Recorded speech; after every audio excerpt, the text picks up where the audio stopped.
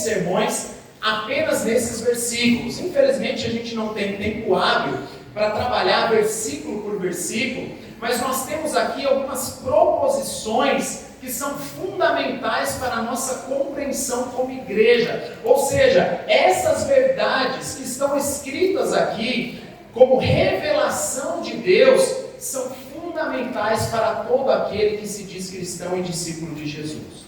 Então, primeiro, nós estamos diante de um texto em que Paulo apresenta a relação entre a igreja e a Santíssima Trindade. Olha a seriedade desse texto.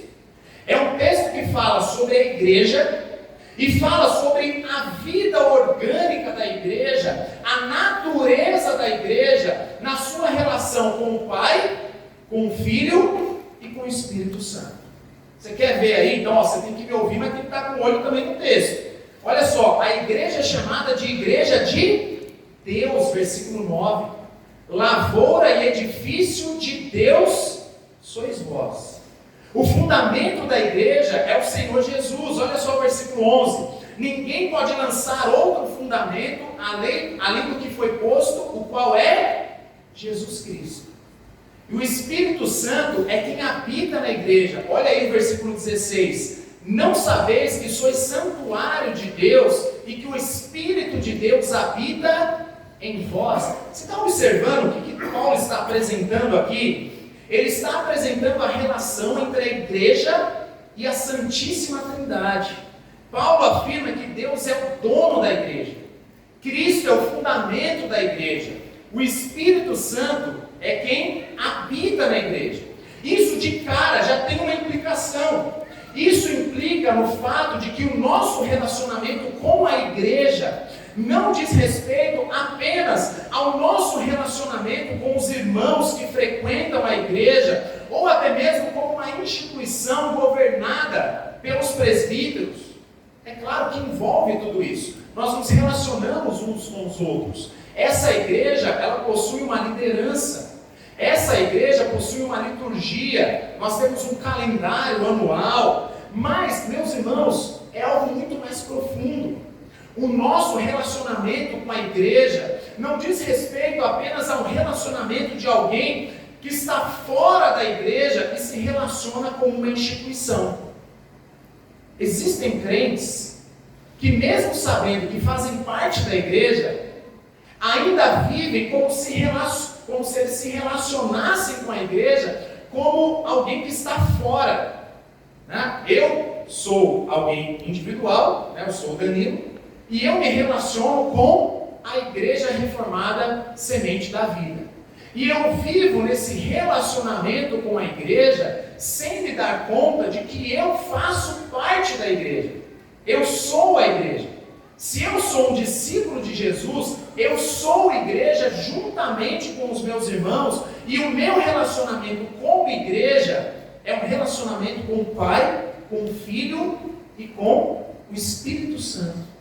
E é claro, uns com os outros, uma vez que nós fazemos parte de uma única igreja. Olha a seriedade disso, irmãos. Igreja é coisa séria. E além de destacar aqui o relacionamento da igreja com o Deus Trino, Pai, Filho e Espírito Santo, Paulo ele vai apresentar nesse texto o nosso papel como cooperadores de Deus nessa vida espiritualmente orgânica da igreja. É como se Paulo dissesse para você: olha só, você não somente frequenta uma igreja, você é igreja, junto com seus irmãos. E você está numa relação pactual com o Deus Trino. E sendo parte da igreja, a implicação disso é de que eu e você, nós somos chamados para sermos cooperadores de Deus nessa vida orgânica da igreja. Não existe a opção de você seguir a Cristo sem fazer parte da igreja de Jesus. E não existe a opção de você fazer parte da igreja de Jesus sem estar nessa relação de cooperação com Deus. Ou seja, servir a igreja não é algo opcional. Zelar pela comunhão da igreja não é uma opção para nós. Valorizar a igreja não é uma opção entre A e B, mas é uma obrigação inerente à própria realidade da igreja. Você já parou para refletir nisso? Como parte da igreja, nós não estamos nos relacionando espiritualmente uns com os outros e com o próprio Deus Trino, apenas como se fosse uma instituição isolada de nós e é opcional para nós, por exemplo, frequentar a igreja ou não frequentar a igreja, servir na igreja ou não servir na igreja. Você já parou para observar isso? Muitos crentes não pensam dessa forma, como se o serviço fosse algo opcional na igreja. Como se zelar pela comunhão da igreja ou valorizar a igreja fosse algo opcional. Mas o ponto aqui é de que se você faz parte da igreja, isso implica em ser cooperador do Deus Trino. Existe um chamado para edificar, preservar e valorizar a glória da igreja. Esse texto, irmãos, nos apresenta essa relação entre a igreja e o Deus Trino, mas ao mesmo tempo nos apresenta a nossa responsabilidade como sendo parte desta igreja. A responsabilidade de todo discípulo de Jesus de edificar, preservar e valorizar a igreja. Repare nessas três afirmações. O que eu disse? Eu tenho uma perda de memória recente, né? O que eu disse? Edificar, preservar e valorizar a glória da igreja. Esses são justamente os pontos que nós podemos observar aqui no nosso texto e que justamente se trata do tema do nosso sermão. Chamados para edificar, preservar e valorizar a igreja de Deus. Vamos repetir todos juntos? Chamados para edificar, preservar e valorizar a igreja de Deus. Então Paulo fala sobre a nossa responsabilidade com a edificação da igreja. Onde que está isso? Versículos de 9 a 15. Talvez a sua Bíblia traga até um negrito ali depois como início de um parágrafo, mas observa aí que nos versículos de 9 a 15, qual é a proposição aqui? Qual é a verdade central? A ênfase principal de Paulo em relação à nossa responsabilidade na igreja? A edificação. Certo? Depois, ele fala sobre a preservação da comunhão da igreja. A preservação da própria igreja. Isso está onde? Aí na sua Bíblia. Versículos 16 e 17. E por último, ele fala sobre a glória da igreja. Versículos 18 a 23. Certo? Então esse é um texto que trata sobre o quê? Sobre a igreja.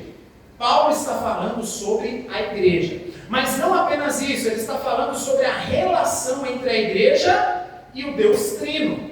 E nessa relação, nessa vida orgânica, pactual da igreja com o Senhor, nós somos chamados para sermos cooperadores de Deus. Nós temos uma responsabilidade que é inerente ao fato de fazermos parte da igreja. Primeira delas, a igreja de Deus e o chamado para a edificação. Nós somos chamados para a edificação da igreja. Isso está aí nos versículos de 9 a 15. Mas olha só que interessante, nós não vamos ler todo o texto, mas versículo 9. Porque de Deus somos o quê? Cooperadores. Aí ele usa duas analogias aí. Lavoura de Deus e edifício de Deus sois vós. Aí depois repare que ele vai focar em uma das duas analogias. Você está ligado? Se você ler o texto comigo, você já sabe qual que é a analogia que ele vai focar agora a partir do versículo 10. Versículo 9 ele fala de duas analogias, certo? Primeira, lavoura, né? Ricardinho, é isso mesmo, é plantar, tem a ver com plantar, com colher. Quando que nós vimos isso? Para quem está ligado, já viu que nós vimos isso na última quinta-feira, certo? E agora, a partir do versículo 10, qual que é a analogia de Paulo aí? Qual que é o foco? Misericórdia, gente. Edifício de Deus, certo? Então, lavoura nós vimos na última quinta-feira. E agora o foco é edifício. Então você vai perceber que o tempo todo tem uma palavrinha que salta aos olhos aí, não tem? Qual que é a palavrinha? Edificar. Edificar. Então essa palavra salta aos olhos aqui nesse versículo. Edificar, edificar. Não repete várias vezes.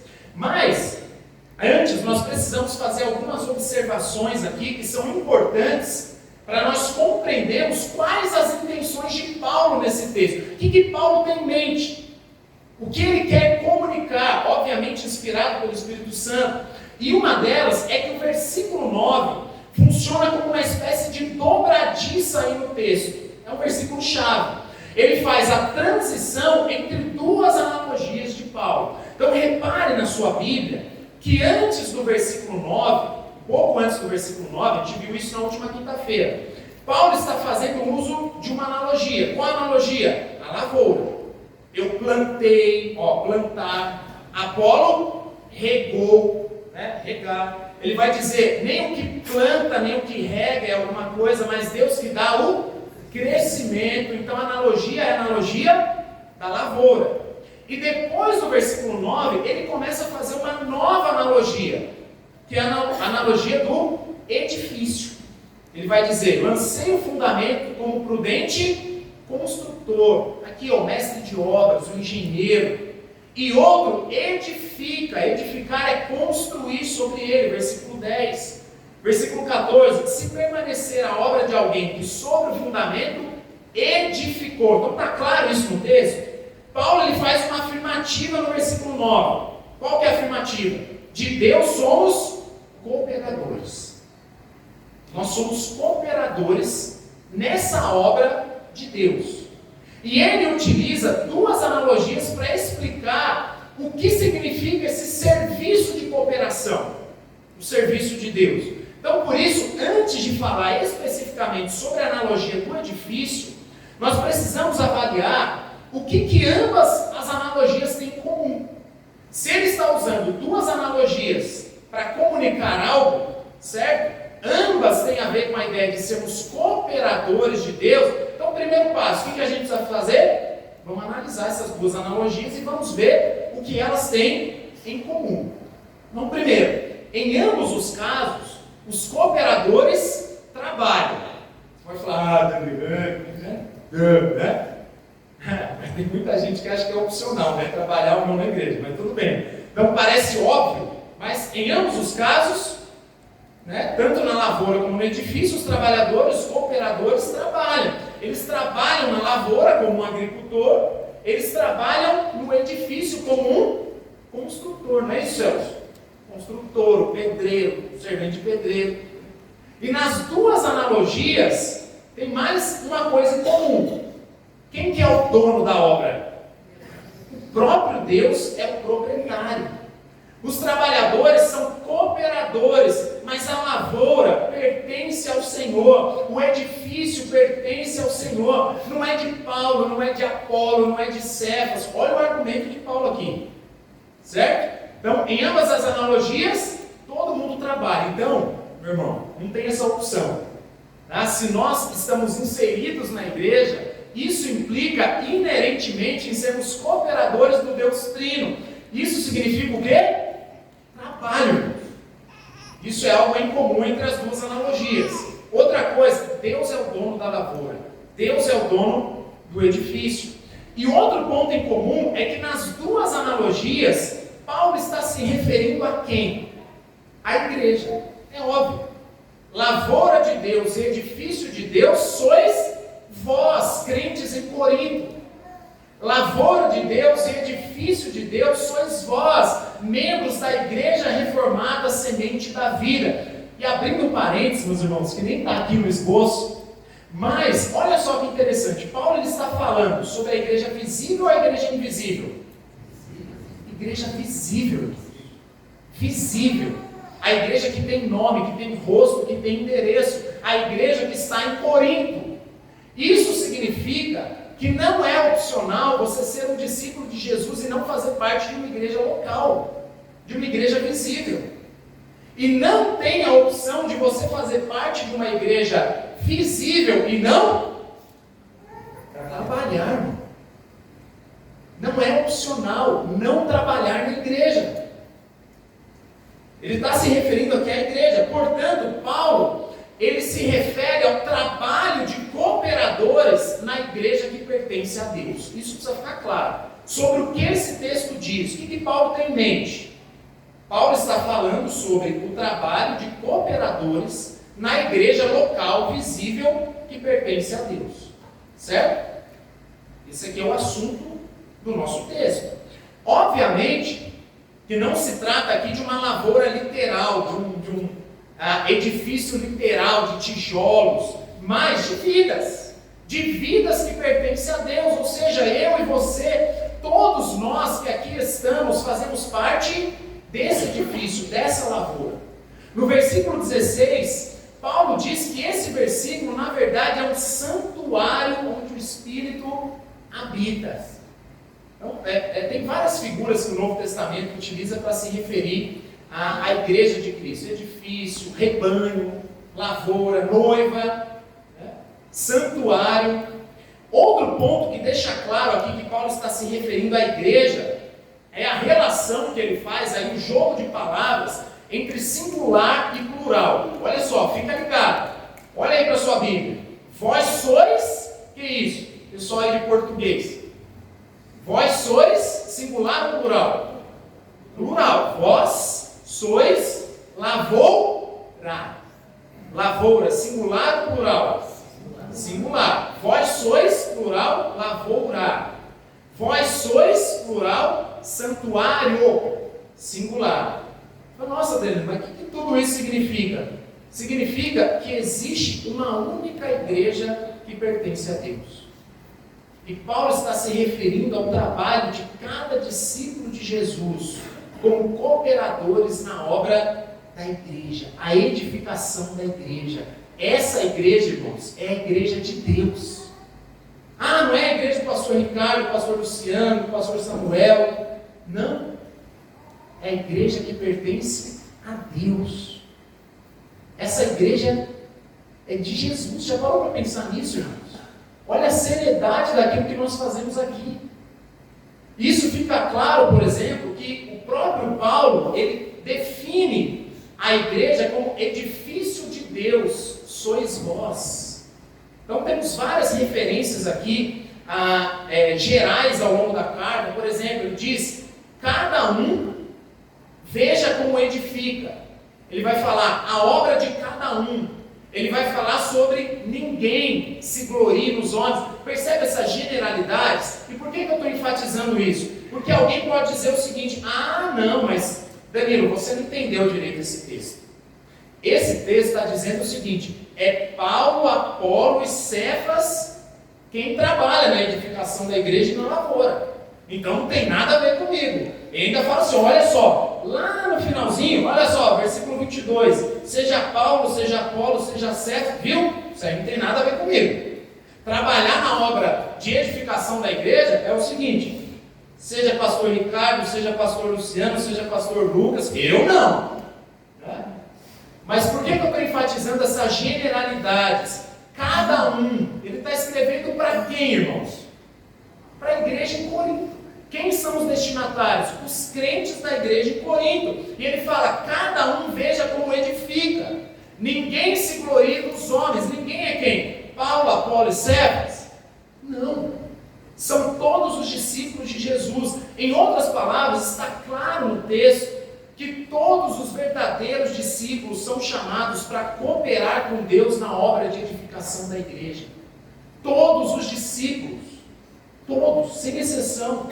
A edificação da igreja não é uma opção para o discípulo de Jesus. Ah, não, mas pastor, eu tenho apenas 12 anos de idade.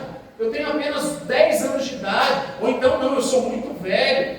Ou eu estou chegando agora na igreja. Ah, não, mas eu não fiz teologia. Eu não sei pregar. Não, irmãos.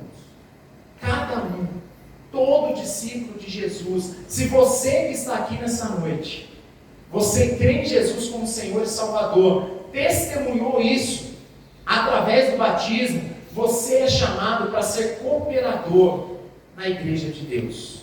Paulo está falando de crente aqui. Isso porque no final, mesmo aqueles que não trabalharam na obra de edificação adequadamente, mesmo esses serão salvos no final. Isso significa o quê? Que Paulo está falando de descrente ou de crente? Ele está falando de crente. Serão nem bichados caros pelo fogo, né? Não sei como que vai ser esse negócio, irmãos. Não temos tempo hábil para entrar nesse negócio de galardão. Não tem. Ainda bem que o texto é longo, a gente não precisa trabalhar isso hoje. Mas brincadeiras à parte, seria um texto, né, um versículo bem legal para a gente se aprofundar. Mas Não temos tempo hábil para isso. Não sei bem como vai ser esse negócio, mas imagina alguém entrando na porta do céu e aquela labareda atrás, a pessoa pulando, vai entrar, vai, mas com aquele cheirinho de fumaça, né? De churrasco. É o que diz o texto. Mas vai entrar. Então isso significa que se você é discípulo de Jesus, você pode ou não servir na obra de edificação como deveria, mas não servir não é uma opção. Percebe a lógica do texto? Você pode não estar servindo como deveria. Isso é legal? De maneira nenhuma. Está claro aqui no texto que Paulo está condenando isso. Mas se você é um crente de verdade, você vai servir. Ainda que seja, né, um crente meia boca, né, como dizem. Né? Crente reborn. Né? Desculpa, gente, eu não resisti. Mas o serviço de edificação da igreja, além de não ser exclusivo de um grupo, certo? Ficou claro isso? Paulo está dizendo que é só Paulo, é só Apolo, é só Cefas que servem. Amém? Não, misericórdia. Né? Então ele está dizendo, não é exclusivo de um grupo. Mas além de não ser algo exclusivo de um grupo, mas de todo crente, ele está diretamente ligado com essa natureza orgânica da igreja. Em outras palavras, não é uma opção servir ou não na igreja. Se você entende que pode obstinadamente não servir na igreja, significa que você não é salvo. Servir ou não na igreja não é possível. A questão é como nós temos servido. Que tipo de cooperadores nós temos sido nessa obra? Quem você tem sido? Seja sincero diante de Deus. Será que você tem pensado que, não, esse negócio de edificação aí, de lavoura, isso é para Apolo, para Pedro, né, que é Cefas, para Paulo, pastor Ricardo, pastor Luciano? Então nós não temos tempo hábil para explorar aqui detalhadamente todos os detalhes aqui dos versículos, mas o que nós temos aqui é o seguinte. Então, qual que é o argumento de Paulo? Se você vem acompanhando, dando nome para os argumentos de Paulo nesses versículos, muitos versículos aí que nós lemos. Então, primeiro, ele fala, a igreja é edifício de Deus. Ele faz essa afirmativa. Todo discípulo é chamado para ser um cooperador, isso não é algo opcional. É o argumento de Paulo. A obra ou a maneira como cada um edifica, isso será provado pelo fogo. Certo? Tem um dia com D maiúsculo aí, não tem? Então vai chegar um dia que vai haver um tempo aí, um julgamento, vai ter um fogo que vai provar esse negócio. Tá? E haverá recompensa para aqueles que edificaram com materiais duráveis, ou haverá dano para aqueles que edificaram por meio de obras como madeira, feno e palha. Isso aqui seria um detalhe legal também para a gente trabalhar, a gente não tem tempo para isso. Mas basicamente você tem duas categorias aí, certo? Primeira categoria, de materiais que, quando passar pelo fogo, eles vão permanecer. E outros que... Certo? E tem algo assim, do maior para o menor, não tem isso? Não repara aí? Do mais valioso para o menos valioso. Então você tem essas duas categorias aí. Agora, eu estou gastando todo esse tempo aqui, te explicando o texto, óbvio, para deixar claro que essa é uma responsabilidade de todo cristão, e eu preciso fazer isso, por quê? Porque nós somos chamados para ensinar o texto, para expor, para explicar o texto, e também para deixar claro que isso aqui é uma invenção minha. Mas, convenhamos, irmãos, convenhamos que são pouquíssimas as pessoas que não sabiam disso. Fala a verdade, não precisa me responder não. Mas se eu perguntasse para você, quem aqui está ouvindo pela primeira vez que é responsabilidade de todo cristão trabalhar e servir na obra de edificação da igreja? Não vou pedir para você se manifestar, mas responda com sinceridade. Cá entre nós, irmãos, eu estou gastando latinha aqui, né, como a gente fala brincando, né? Mas é óbvio, tem que explicar o texto, tem que ensinar o texto, mas cá entre nós, irmãos, cá entre nós, eu acredito que são pouquíssimas as pessoas que nunca tinham ouvido falar disso. Você já não sabia que existe uma obra de edificação na igreja, que todos os crentes são chamados para serem cooperadores nessa obra? Será que é a primeira vez que você está ouvindo isso? Meus irmãos, eu penso que a questão não é tanto cognitiva, não é racional, nem mesmo uma questão de compreensão, mas na maioria das vezes, é claro, que aqueles que não sabem, eles precisam ser ensinados como isso funciona, mas a questão maior é o nosso coração egoísta, ensimesmado. Nós amamos demais a nós mesmos. Nós queremos gastar o nosso tempo conosco mesmos. Nós queremos gastar o nosso dinheiro com a gente mesmo. A gente quer fazer planos para nós mesmos. Ah, mas se vai construir ou não vai? Se a gente vai avançar na obra missionária ou não vai? Ah, se o seminário flutuante está bem ou não está bem? Ah, se os seminários no Brasil estão sendo tomados pela teologia liberal ou não? Se as pessoas estão morrendo sem ouvir o evangelho ou não? Isso aí Deus chamou o pastor Ricardo. Entre nós, irmãos. Na maioria das vezes, a questão não é cognitiva, mas é o coração. O problema maior é o desejo de ser servido e a nossa indisposição para servir. O que nós queremos? Fala a verdade, irmãos. Nós queremos ter muito dinheiro para pagar para as pessoas fazerem tudo para nós, para a gente poder ir para onde a gente quiser. É ou não é? A gente quer conforto, a gente quer alegria, a gente quer mandar e as pessoas obedecerem. Aí você ouve que você tem que servir, que você tem que ser o menor. Eu costumo dizer que todo pastor é peão, né? Obreiro aprovado, no original, peão, né? Os pastores são chamados para servir, assim como todos os membros da igreja. É muito mais fácil terceirizar o serviço de edificação para o pastor. Afinal, o pastor ganha para isso, irmãos. O que eu vou perder meu tempo? A gente já paga o dízimo, olha a terminologia, né? Pejorativa aqui, tá? A gente já paga o dízimo que é para o pastor poder trabalhar. Eu vou na igreja para eu ser abençoado. Não é, irmãos. É muito mais fácil pensar que aqueles que possuem um ofício ou a responsabilidade por algum departamento da igreja, eles são responsáveis por trabalhar na igreja. Mas lembre-se que essa é a epístola dos dons espirituais. Nós estamos em 1 Coríntios, irmãos. Paulo vai gastar aqui um bom tempo falando sobre a questão dos dons espirituais, e algo claro em relação aos dons é que todos os crentes recebem dons do Espírito. Ninguém é incapaz de servir na igreja de Jesus. Todos os crentes são úteis na igreja.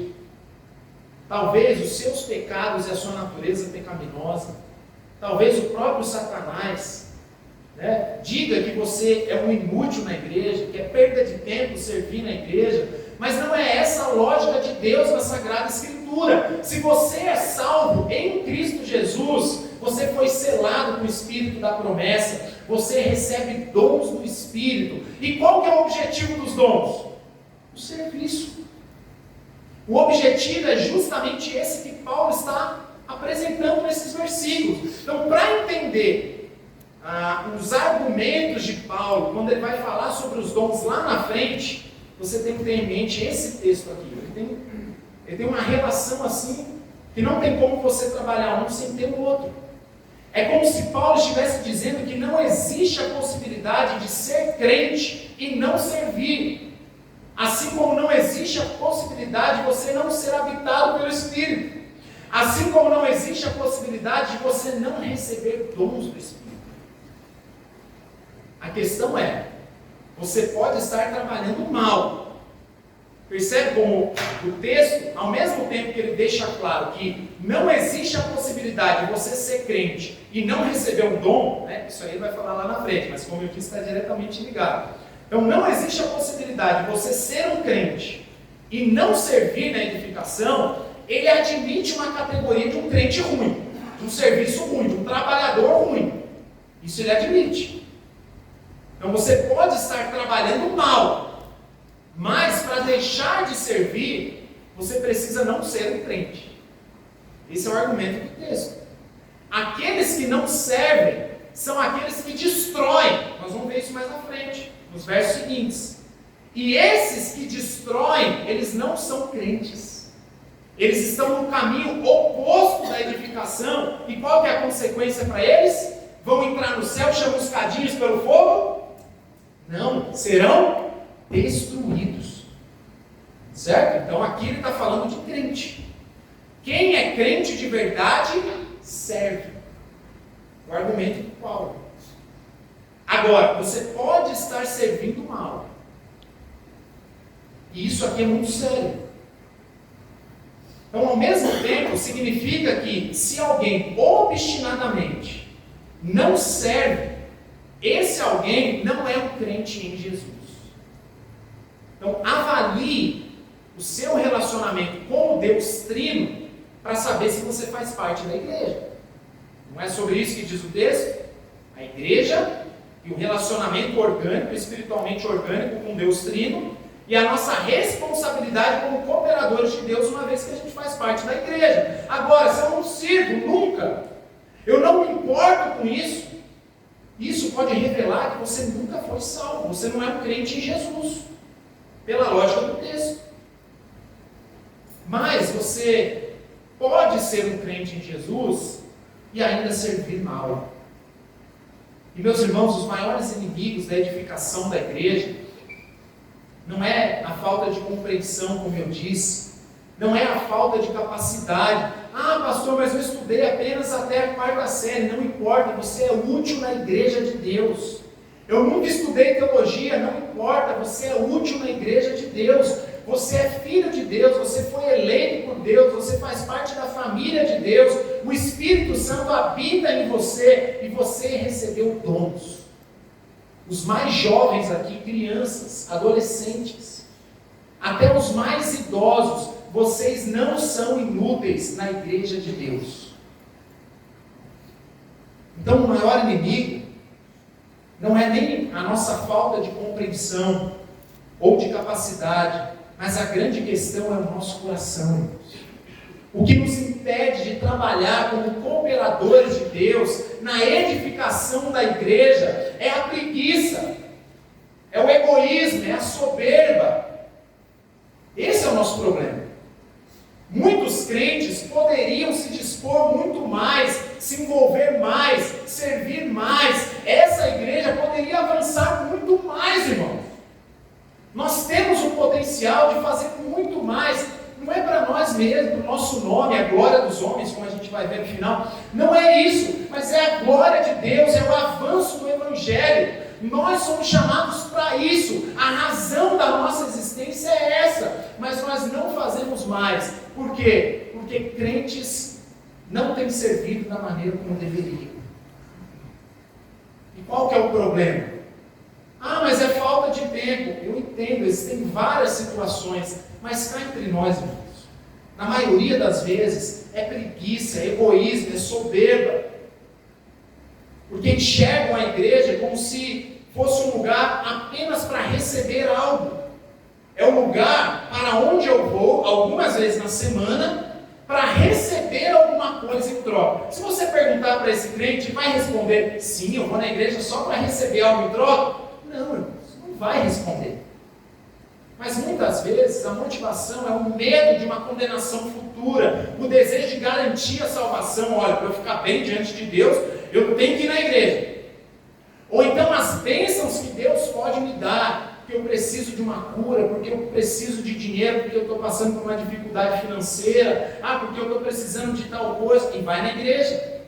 Ou então um ambiente moralmente mais saudável, um ambiente melhor para educar os nossos filhos. Afinal, nossa, esse mundo está terrível, né, gente? Olha só que ar de nossa, é muito crente, né? Olha, eu vou na igreja porque esse mundo está terrível. Legal, esse mundo está terrível, mas se a gente der uma cutucadinha nas motivações do coração, muitas vezes o envolvimento na igreja é simplesmente porque quer ter um ambiente melhor para educar os filhos. E não que isso seja errado, mas quando a motivação é essa apenas, algo está muito errado, irmãos. Muito errado. Porque eu tenho algumas amizades na igreja, é bom você ser amigo das pessoas na igreja. E vai para a igreja como quem vai no shopping. Vai para a igreja como quem vai num salão de beleza. Aí eu vou lá no domingo à noite fazer minha progressiva, né? Então, infelizmente, são poucos os que realmente se dedicam e servem na edificação da sua igreja. Meus irmãos, isso é triste demais. Às vezes você tem igreja de 200, 300 membros e, na verdade, são 10%. E olhe lá, que é quem leva a igreja nas costas, irmão. Infelizmente, parece que é uma máxima. Na realidade, você tem 300 pessoas na igreja, parece que são 30 aqueles que estão sempre lá. É a pessoa que está em tudo, que está servindo e tal. Cadê? Onde estão os outros 90%, irmãos? E o mais triste ainda é que muitas vezes desses 10%, a maioria são as mulheres que levam as igrejas nas costas. Mesmo em igrejas que não tem pastora. Ministério Pastoral Feminino. Mas são as mulheres que estão ali servindo. Por quê? Porque os homens que deveriam assumir a sua responsabilidade como sacerdote do seu lar, de assumir o fronte, eles estão preocupados apenas consigo mesmos. É triste, irmãos. Nós poderíamos fazer muito mais.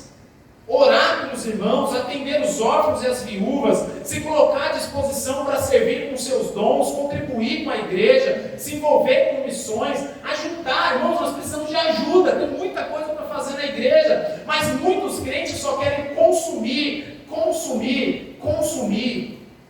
extrair algo de bom da igreja, mas não querem ter trabalho. Infelizmente, essa é uma realidade. Eu espero que essa não seja a sua realidade. Então, uma coisa precisa ficar clara nesse texto. Vocês estão comigo? Então, esse texto está falando sobre o quê? Sobre a salvação, a soteriologia, né? Não, ele está falando sobre igreja. Claramente, qual que é o assunto maior? A igreja e o relacionamento da igreja com Deus Trino, um relacionamento pactual, orgânico, e diante disso, um chamado para sermos cooperadores de Deus. Isso implica em quê? Primeiro, edificar, certo? Esse é o verbo aí, a palavrinha. O que salta aos nossos olhos em todos esses versículos do 9 ao 15? Edificar. Paulo está falando sobre a nossa responsabilidade com a edificação da igreja. Ele está falando de crente ou descrente? De crente.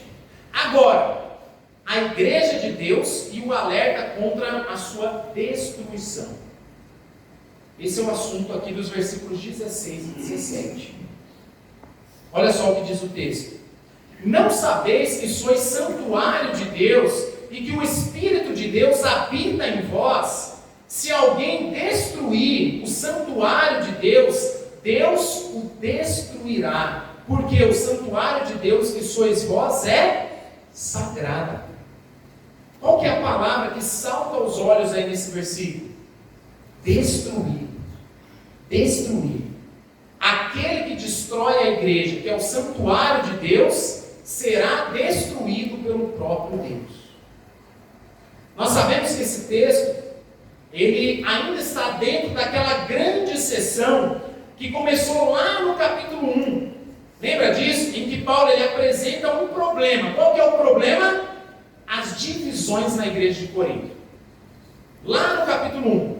Então, por isso, nós podemos afirmar aqui que esse chamado para cooperar na obra de edificação da igreja está diretamente associado ao problema de divisão na igreja de Corinto. E como que nós sabemos que essa obra de edificação está relacionada com o problema de divisão ali daquela igreja?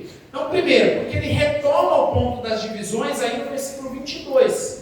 Ele não volta a dizer, seja Paulo, seja Apolo, seja Cefas. Quando ele faz isso, ele está lembrando você, leitor, do que eu estou falando? Das divisões que eu falei lá no capítulo 1.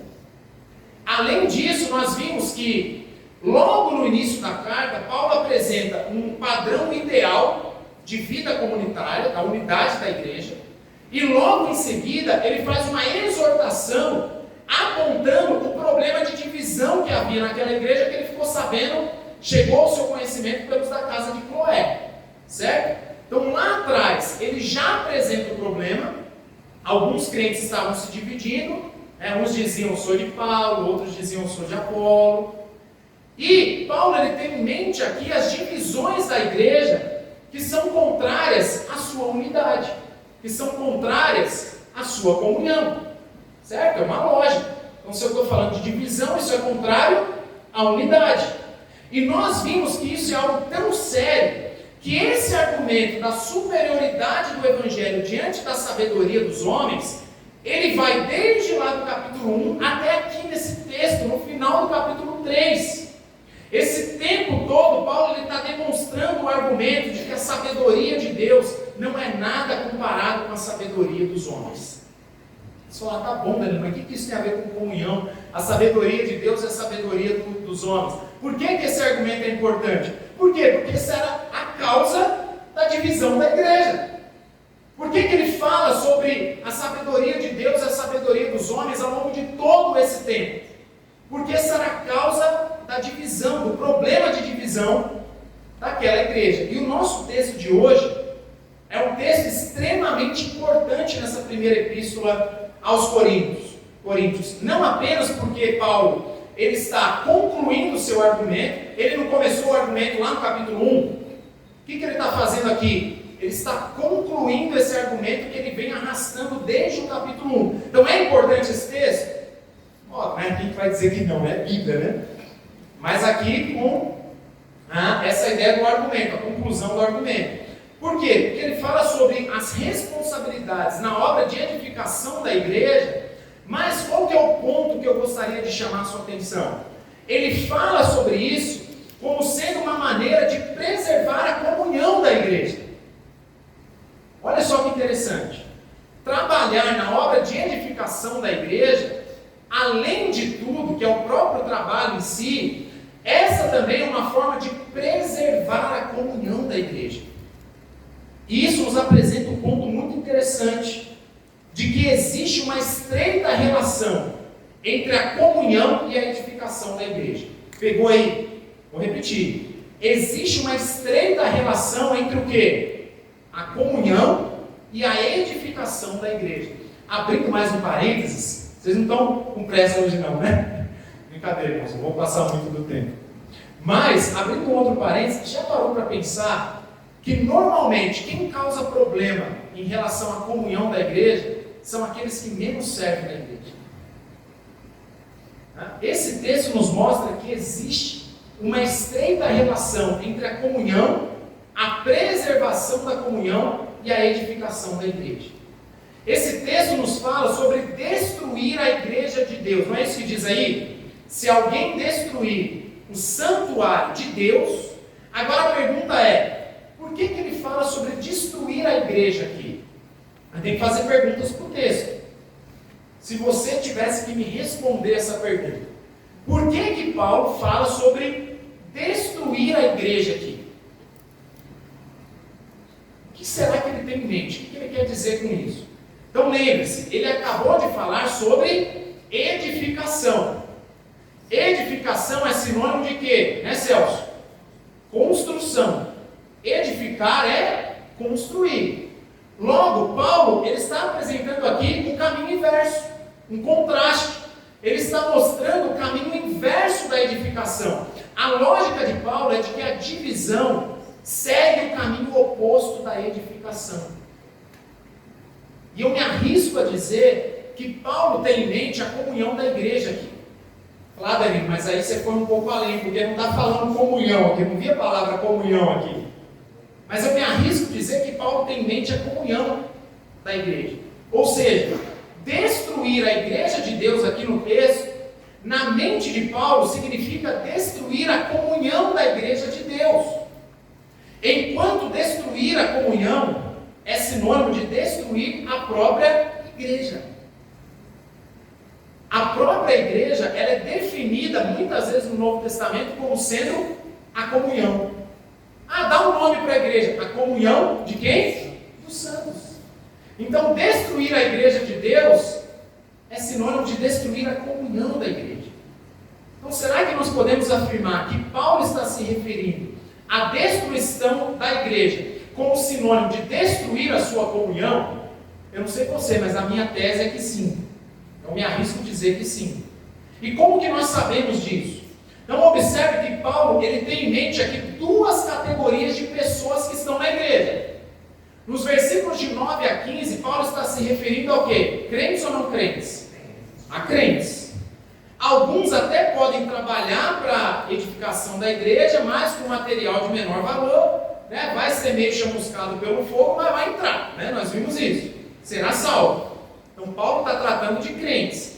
Agora, nos versículos 16 e 17, Paulo ele não está mais se referindo a crentes que serão salvos, mas aqueles que destroem o santuário de Deus e que, como consequência, serão destruídos pelo próprio Deus, ou seja, não crentes. Percebe isso? Então, primeiro Paulo está falando sobre crentes e agora não crentes. Usando a terminologia do próprio Paulo, para sermos um pouco mais exegéticos aqui, os que se perdem e os que não se perdem. Você lembra de alguma coisa? Então, esse texto, lembra que eu falei? Ele está dentro de um argumento maior. E onde começou esse argumento maior, que vai acabar aqui no final do capítulo 3? Lá no capítulo 1. E lá no capítulo 1, e esse texto foi o pastor Samuel que pregou, se não me engano, ele fala sobre salvos e não salvos. Entre os que se perdem e os que são salvos. Lá no capítulo 1, versículo 18. Fica comigo aí. Certamente, a palavra da cruz é loucura para os que se perdem. Olha só, categoria dos que se perdem.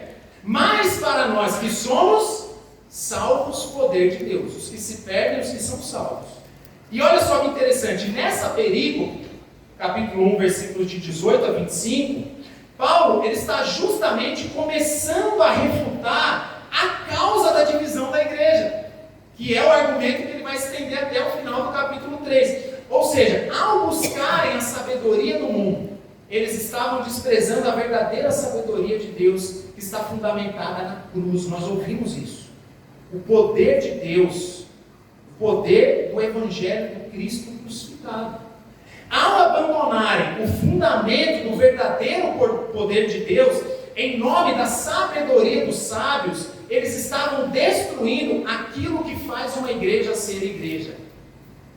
Eles estavam colocando um outro fundamento, que é o que tem aí no nosso texto. Então isso é muito mais do que apenas criar partidos dentro da igreja, mas era sinônimo de destruição da igreja, destruição da comunhão. Por quê? Porque dessa forma eles estariam destruindo aquilo que nós temos em comum, o que nos une, o Evangelho da cruz. Então, se você destrói o fundamento que foi lançado por Paulo, como ele diz no texto que nós lemos, nós não estamos apenas destruindo a igreja, mas a possibilidade de comunhão da igreja. Então, percebe como a comunhão da igreja é vista como sendo a própria igreja, como sendo sinônimo. Isso significa que trabalhar para a edificação da igreja é trabalhar para a sua comunhão, e vice-versa. Afinal, qual que é o objetivo da edificação? Se a gente for pensar, primeiro ponto da mensagem, a gente falou sobre a responsabilidade do crente de trabalhar para a edificação, certo? Mas para quê? Nós vamos chegar aonde? Por que nós trabalhamos na igreja? Qual que é o objetivo da edificação? Nós trabalhamos, mas para chegar aonde?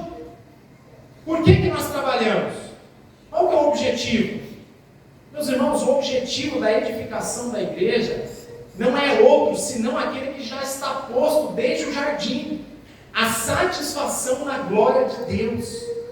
O objetivo da edificação não é outro, senão desfrutar da comunhão com o próprio Deus e uns com os outros à medida que o adoramos.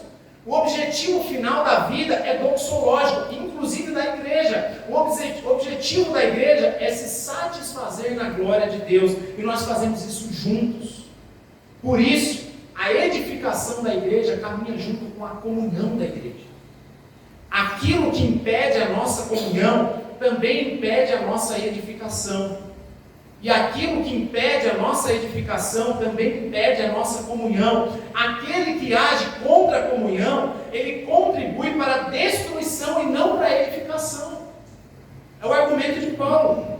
E aqueles que agem contra a comunhão da igreja estão agindo contra a própria igreja de Deus, logo contra o próprio Deus, e o próprio Deus os destruirá. Então, muito provavelmente, Paulo esteja se referindo aqui aos responsáveis pela divisão daquela igreja. Então imagina que na mente de Paulo tem duas categorias, crentes e não crentes. Ele está preocupado com os não crentes, mas uma preocupação ainda maior de Paulo é com os crentes que estão se deixando levar por esses que são os responsáveis por dividir, fracionar a igreja de Deus. O que deveria chamar a nossa atenção diante disso? Que a comunhão da igreja é coisa séria, irmãos. Porque a comunhão da igreja é definida como sendo a própria igreja. Se nós agimos contra a comunhão da igreja, nós estamos agindo contra a própria igreja, ao ponto de que se alguém age contra a comunhão da igreja, essa pessoa está agindo contra a própria igreja de Deus e, consequentemente, contra o próprio Deus. É por isso que divisão na igreja é algo de uma consequência, e se nós tivéssemos a noção da seriedade disso, nós pensaríamos duas vezes antes de fragmentar a igreja. Nós estamos unidos uns aos outros pelo sangue de Cristo, e Cristo Jesus é o fundamento dessa igreja. Se alguém tentar dividir esta igreja reformada, semente da vida, essa pessoa está agindo contra o próprio Deus. E o tratamento com essa pessoa é diferente daquele que não está edificando direito, vai chamuscar pelo fogo, mas olha só, é outra categoria, irmãos. A comunhão da igreja é coisa séria, e nós somos chamados para preservá-la. Então, se o verbo aqui é destruir, a nossa ação, em termos de responsabilidade, é o quê? É preservar a igreja, irmãos. Então, nós temos uma primeira responsabilidade: edificação. Nós somos chamados para trabalhar na igreja. Segunda responsabilidade: preservação. Preservar a comunhão da igreja, porque isso é algo caro aos olhos de Deus. Então, cuidado, irmãos. Cuidado. Não acontece assim, da noite para o dia. Vamos fazer o seguinte, vamos combinar, vamos dividir a igreja. Aí junta ali umas 50, 60 pessoas. Aí vem tipo aquelas manifestações pró-Hamas, né? Aí vem aqui na igreja, né? Manifestação, queremos nosso direito, sei lá, né? Vem aí alguma coisa. Aí vai vir e vai falar, pronto, agora nós viemos para causar um cisma na igreja, nós vamos dividir esse negócio. Não começa assim. Começa aos poucos, irmão. É uma palavrinha de corredor. Mas é uma coisa simples. É uma coisa que você deveria já colocar um ponto final naquilo. Às vezes por medo, né, de parecer o cara chato. Por quê? Porque às vezes a pessoa que está preocupada com a comunhão da igreja é aquela pessoa que está todo mundo ali. Porque cá entre nós, essas coisas acontecem no churrasco, irmão. Não é aqui não. Aqui todo mundo é bonitinho, santinho, né? Aqui na igreja ninguém anda, todo mundo flutua, né? Aleluia! Somos semente da vida. Né? O negócio é no churrasco. É quando a gente está mais soltinho. É ou não é? Quando a gente está mais soltinho, você vai falar, nossa, mas que palavra dura do pastor, hein? Você não acha? Ah, eu acho. Aí começa. É ou não é? É nesses momentos, irmãos, que a gente vai revelando o nosso coração. Só que, olha a ponta da linha. Se eu estou dando corda em algo que pode culminar numa divisão da igreja, eu estou agindo contra o próprio Deus. E ao invés do caminho de construir, de edificar, eu estou destruindo a igreja, que não é do pastor Ricardo, não é do presbitério, mas é a igreja de Deus. É o texto que está dizendo. Então nós somos chamados para preservar a comunhão da igreja. Cuidado. Cuidado para não ser usado por Satanás como instrumento de desgraça para destruir a igreja. Então, o primeiro verbo, edificar. Segundo, destruir. Então, nós temos duas responsabilidades: trabalhar na edificação e trabalhar na preservação da comunhão da igreja. E o último, glorificar. Glorificar a Deus, a igreja de Deus e a grandeza da sua glória. Olha só o que diz versículos de 18 a 23. Ninguém se engane a si mesmo. Para de mentir para você mesmo. Paulo já ia na canela, né? Para de mentir para si mesmo, bichão. Vamos jogar real aqui, né? Se alguém dentre vós se tem por sábio neste século, se vocês estão indo na onda desses caras, né, que tem os valores gregos, faça-se estudo para se tornar sábio. Por quê? Porque a sabedoria desse mundo é loucura diante de Deus, porquanto está escrito, aí ele cita alguns textos bíblicos aqui, Jó e Salmos. Ele apanha os sábios na própria astúcia deles. Você está achando que você é o grandão, sabichão, né? Deus, ele passa uma rasteira em você usando a sua própria sabedoria, né? E outra vez, o Senhor conhece os pensamentos dos sábios, que são pensamentos vãos. Portanto, esses portanto, é tipo a conclusão de uma redação, certo? Então, falar portanto, peraí, senta, né? Presta um pouquinho mais de atenção. Então, portanto, ninguém se glorie nos homens. É tipo um veredito de Paulo. Ele apresenta o argumento, veredito. Ninguém se glorie nos homens. Por quê? Porque tudo já é vosso.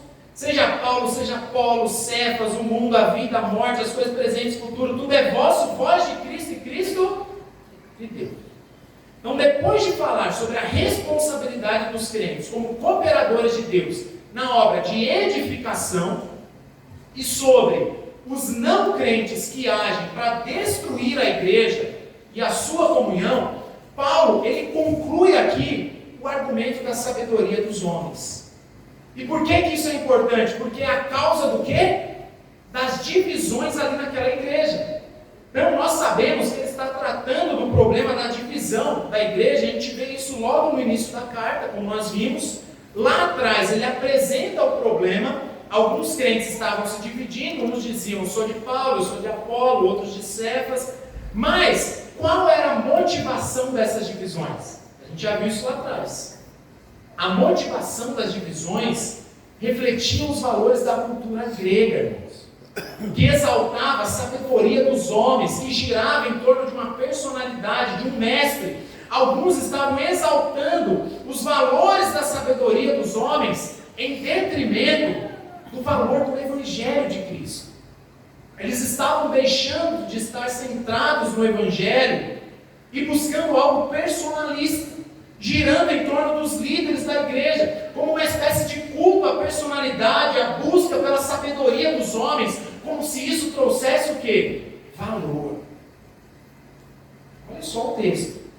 Então nós vimos que isso é algo tão sério, que o argumento dessa superioridade do Evangelho vem até aqui, desde lá do capítulo 1 até aqui. E esse tempo todo, Paulo está demonstrando o argumento de que a sabedoria dos homens não é nada comparada com a sabedoria de Deus.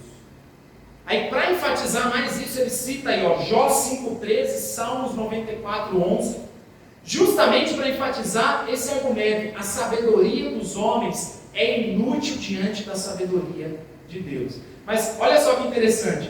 Lá no capítulo 1, versículos 18 a 25, Paulo, ele havia dito o seguinte, que a sabedoria de Deus, que é Cristo crucificado, é loucura para o mundo, certo?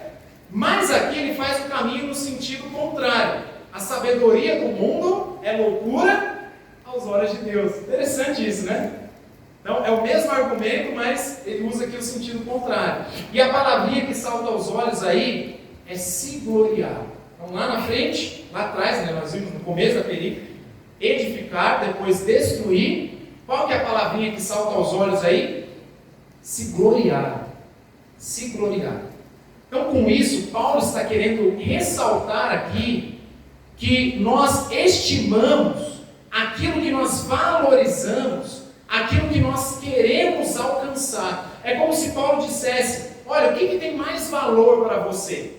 Imagina que Paulo está num diálogo ali com os crentes daquela igreja, que estão sendo tentados a buscar a sabedoria de Deus como algo valioso. Aí Paulo vira para eles e fala, olha, o que tem mais valor para você?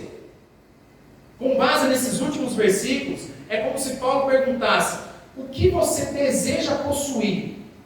O que você deseja alcançar? O que é mais valioso para você? A glória dos homens ou a glória que nós já possuímos em Cristo Jesus? Percebe como existe uma espécie de contraste entre glórias aí no texto? Você precisa enxergar isso aí, irmãos. Está meio que implícito. Por quê?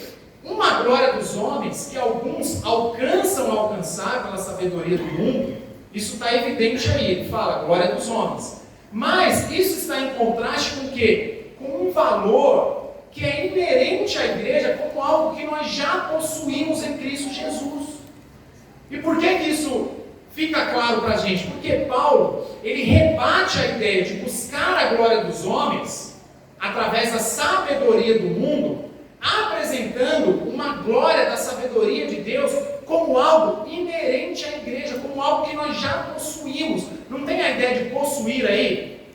Não tem? No finalzinho do texto, tem uma série aí que dá até falta de ar, não dá? Seja Paulo, seja Apolo, Cefas, seja o mundo, seja a vida, seja a morte, seja as coisas do presente, seja do futuro, tudo é vosso. A ideia de possuir uma glória que brota do Evangelho como algo que a igreja já possui. Observe o argumento de Paulo e o contraste entre aquilo que é buscado na glória dos homens com a ideia de algo que você já possui. Esse é o texto. Tudo é vosso. É como se Paulo estivesse dizendo que o próprio Paulo, o próprio Apolo, o próprio Pedro, esses homens já foram dados para a igreja. Vocês não precisam, eu quero ser de Paulo. Não, Paulo já foi dado para você. Eu quero ser de Cefas. Não, Cefas já foi dado para vocês. E isso juntamente com o mundo, ou seja, nós haveremos de reinar com Cristo. Todas as coisas do presente e do futuro, tudo já nos é dado. É como se Paulo estivesse dizendo, olha, para de ficar buscando uma glória, porque você já possui. Em Cristo, nós já vencemos a morte, nós já recebemos a nova vida, nós habitaremos na eternidade com o Senhor. Em outras palavras, você não precisa buscar uma glória dos homens como se lhe faltasse alguma coisa. Você não precisa de mais nada. Se nós temos Cristo, nós temos tudo. E a glória de Cristo, ela é incomparável com a glória dos homens. O que vocês estão sendo tentados a buscar, vocês já possuem. Percebe esse argumento de Paulo? Existe uma glória de Cristo que está aí nas entrelinhas. Por quê? Porque é essa ideia de possuir. Um valor, uma dignidade do Evangelho, o santuário, a lavoura, a noiva de Cristo.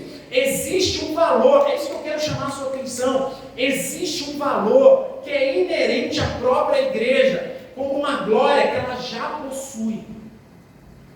Essa igreja, ela é valiosa e ela possui uma glória que não vem dela mesma, não vem da capacidade dos seus pastores, não vem da sabedoria do mundo, mas é uma glória que emana da cruz. Nós somos chamados para edificar, para preservar a igreja de Deus como seus cooperadores, mas além disso nós somos chamados para valorizar a igreja de Deus como possuidora da glória de Deus.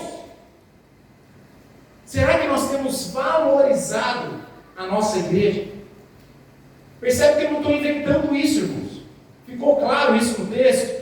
É como se Paulo estivesse dizendo, vocês estão aí querendo buscar a glória dos homens como se faltasse algo. Não é isso. O argumento de Paulo é até meio filosófico. Vocês estão buscando algo como se faltasse alguma coisa, mas vocês já possuem um mundo, a morte, a vida, ou seja, já existe uma glória inerente à igreja. É uma glória que brota do Evangelho. Por isso nós somos chamados para valorizar a igreja de Deus como possuidora da glória de Deus. A igreja de Deus é algo valioso, é eterno. Enquanto o inimigo da nossa edificação é o quê? É a preguiça, é o egoísmo, nós vimos isso. O inimigo da preservação da igreja muitas vezes é a indiferença. Agora, o inimigo da valorização da igreja é o desprezo. É o desprezo. Muitas vezes nós somos chamados para valorizar a igreja, mas o que a gente faz muitas vezes é desprezar a igreja de Deus. É como se Paulo dissesse que enquanto nós estamos valorizando a glória dos homens, nós estamos desprezando a glória inerente à igreja de Deus. É como o homem que deixa a mulher em casa para sair com uma prostituta. É como aqueles programas de TV, não sei se é da época de todos vocês, porque eu já estou ficando meio velho, né? Mas aquele programa de TV que coloca uma pessoa sentada e vendada, já viu isso? Aí fica uma pessoa na frente, né, falando assim, olha, você troca isso aqui por isso aqui, a pessoa não está vendo, né? Ela está vendada. Mas aí está oferecendo um carro, né? Aí fala assim, olha, você troca esse carro por um escorredor de macarrão? Aí responde, sim. Aí a vontade é escandal. Fala que não, né? Já viu esses programas antigos? Então, muitas vezes, infelizmente, nós somos tentados a desprezar a igreja. Nós já temos algo valioso, mas a gente está trocando isso por um escorredor de macarrão, irmãos. Infelizmente, muitos são tentados a desprezar a igreja. Mas lembre-se que aqui Paulo está se referindo à igreja local. Eu fiz questão de enfatizar isso. Ah, mas Paulo não acredita na igreja invisível? Acredita, claro que fala lá no comecinho. Inclusive, né, eu estou achando que eu estou numa aula de RCT, que estou abrindo um monte de parênteses hoje, né, irmãos? Mas lá no comecinho do capítulo 1, Paulo, no mesmo versículo, ele fala tanto da igreja visível quanto da igreja invisível. Porque ele fala, ó, de vós, se referindo à igreja de Corinto, e todos quantos, em todos os lugares, adoram o Senhor Jesus. Então, no mesmo versículo, ele tem... Então, é claro que Paulo acredita na igreja invisível, é óbvio. Mas aqui, obviamente, Paulo está se referindo à igreja local. É a igreja reformada, semente da vida. Nós não estamos falando de especulações teológicas aqui, não, irmãos. Nós estamos falando de trabalhar para a edificação desta igreja. Preservar a comunhão desta igreja. E nós estamos falando sobre valorizar essa igreja. Mas muitas vezes, cá entre nós, a tentação é lembrar que a igreja existe apenas no domingo. Porque deu a hora. E às vezes ainda vem emburrado. E vem bufando, né? Porque seria muito mais legal ficar em casa assistindo Netflix. Lembre-se que nós estamos falando de uma igreja real, que tem rosto, que tem nome, que tem endereço. Muitos desprezam as suas igrejas.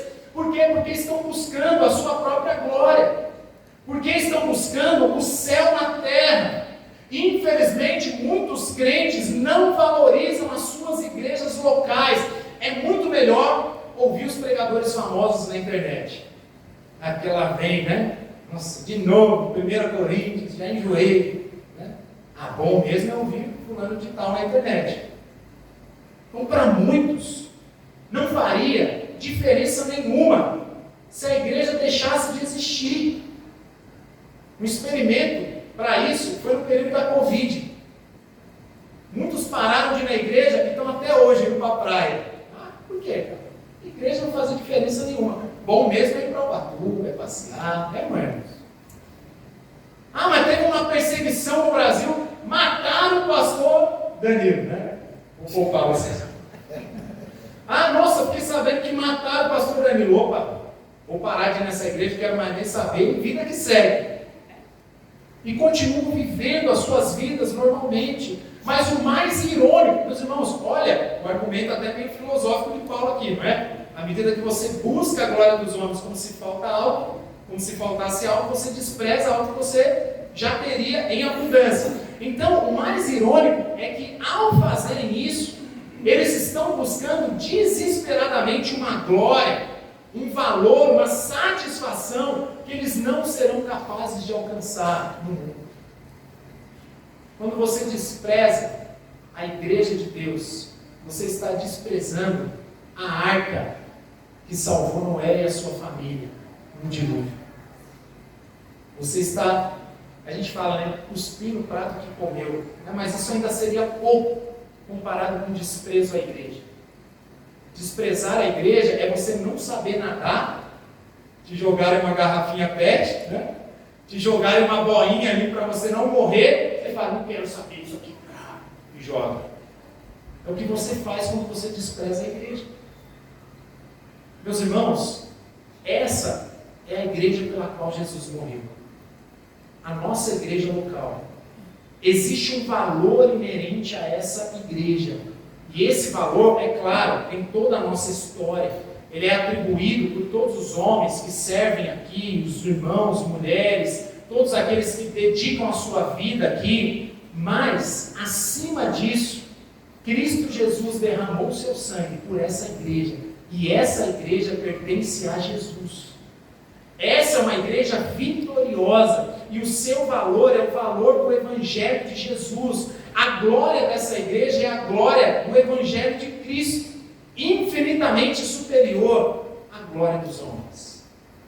Então, meus irmãos, a igreja, ela está numa relação espiritualmente orgânica com Deus Trino. Parece aqui no texto, não é? O Pai, o Filho e o Espírito Santo. O que está claro no texto? A igreja pertence a Deus e nós, todos, somos chamados para servir como cooperadores de Deus, para edificar, preservar e valorizar a igreja que Deus nos deu. Será que nós temos feito isso? A palavra de Deus nos encoraja, irmãos, a nos envolvermos mais com a igreja. Será que você poderia fazer mais para trabalhar na obra de edificação dessa igreja local, que tem nome, rosto e endereço? Essa igreja, será que você poderia fazer mais com os dons, os talentos, as capacidades, o tempo, os recursos, a inteligência que Deus te deu? Será que nós temos agido para preservar a comunhão desta igreja? Será que nós temos de fato valorizado essa igreja como sendo possuidora da glória de Deus? Então fica para a nossa reflexão. Amém? Deus abençoe vocês, irmãos.